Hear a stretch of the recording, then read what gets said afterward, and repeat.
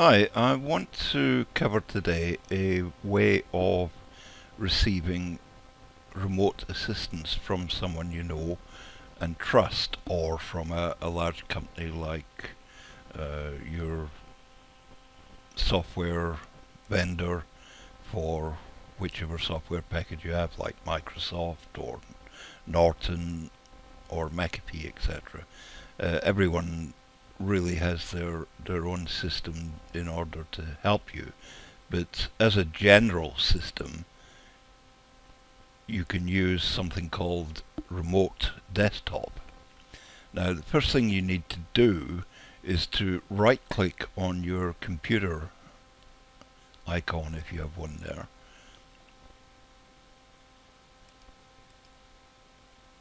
Go to the Properties tab, Remote Settings, and you have to make sure that this box is checked in order to receive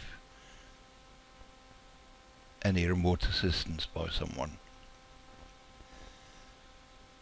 You won't see normally this part below, it's just that I have the professional version of Windows 7 installed on this computer.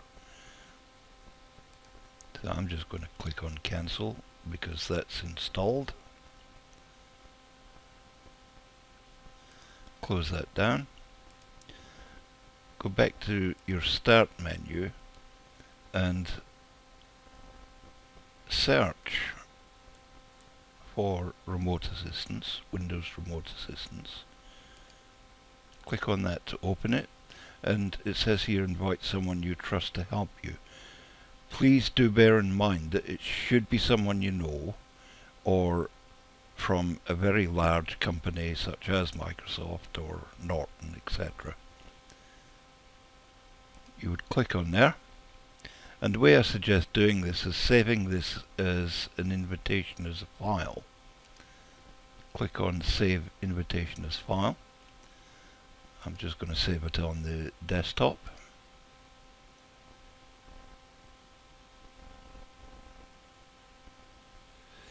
And don't close this window because you're going to need this password in a moment or two. And what you need to do next is to go into your email program. In this demonstration I'm using Google, but it can be Hotmail, it can be Microsoft Outlook, it can be whichever system you use, it doesn't really matter. And in Google Mail I'm going to click on Compose, and I'm going to send it to the person who's going to help me, which in this case is this email address here. Give it a subject of invitation.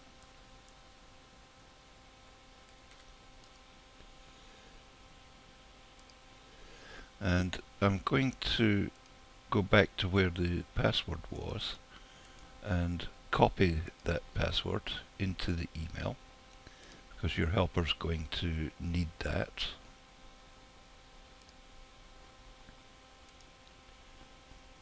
And I'm going to attach, using the paperclip, I'm going to attach the invitation file to the email. So click on the paperclip, go to the desktop where you saved it, and double click on invitation. That will load it up and attach it to the email, and then click on send. When your helper gets this information, they'll be able to log in and see your desktop rather, and optionally control your desktop. So if we go over to my other computer,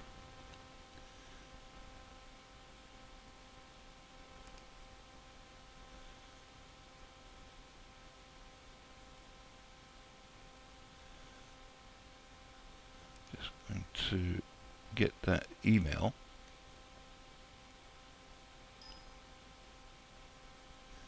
This one here, and you can see your helper has now received the invitation file and the password. So if we go over to another computer, what your helper will do is to open up a session with the information you've sent them,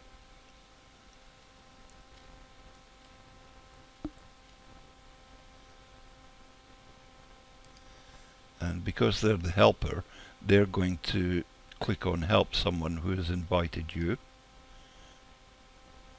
use an invitation file,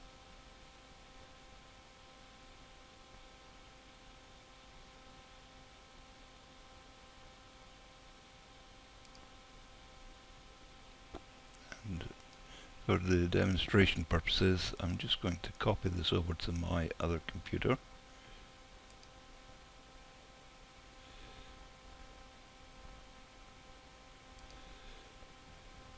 I could also download it directly from the email that I've just received by clicking on there and saving the file to wherever I need it.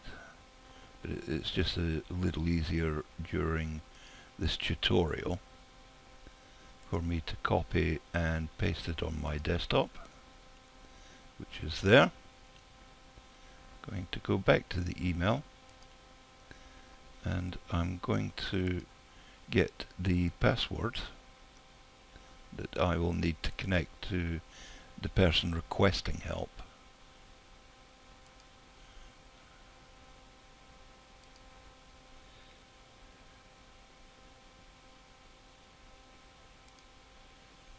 And in the meantime, I'm going to double click on invitation as the helper.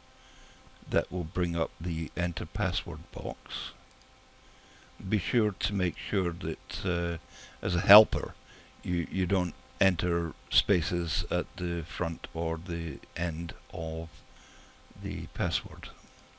Click on OK, and this is what your helper will see initially. If we go back to the computer that needs help, you can see a box has come up. Would you allow Brian Collins to connect to your computer? And do bear in mind that it must be someone you know and trust when you're using this system. And I would suggest that you close down any bits and pieces on your desktop that you don't want anyone to see.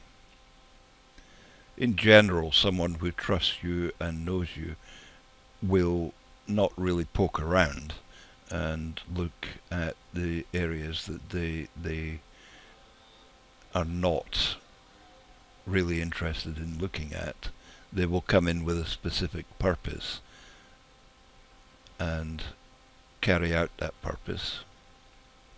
So I'm going to answer yes on that computer. Now, one of the important things here is once you have answered the next question, which is to allow remote control to your computer, is not to do anything with the mouse or the keyboard, so that your helper has the opportunity to have an uninterrupted session with you. So let's go back to the helper's computer.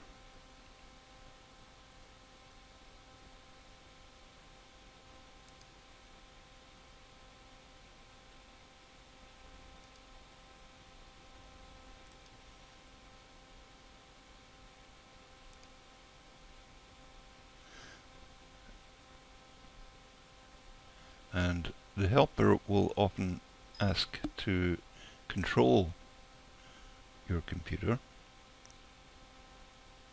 Let's go back to the computer that's being helped, and you'll see a Windows Remote Assistance dialog box.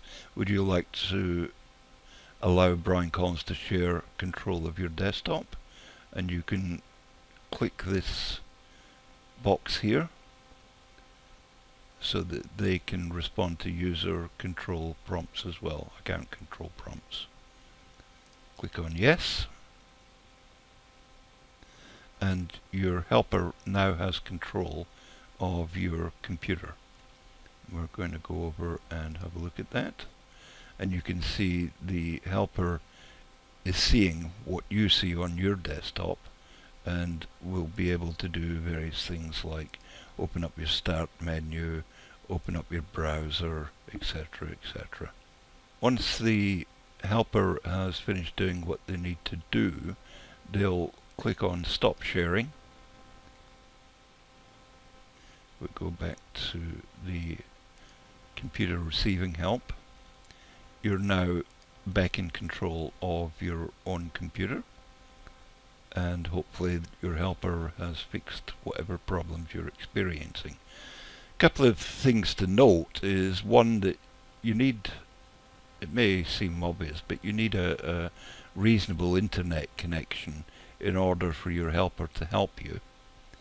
And I'll stress again that you shouldn't really, while the helper has control of your computer, you shouldn't really move your mouse around or try and do anything with the keyboard, etc. And that just about covers the process of getting help using Microsoft Remote Desktop, both as someone requesting help and someone receiving help.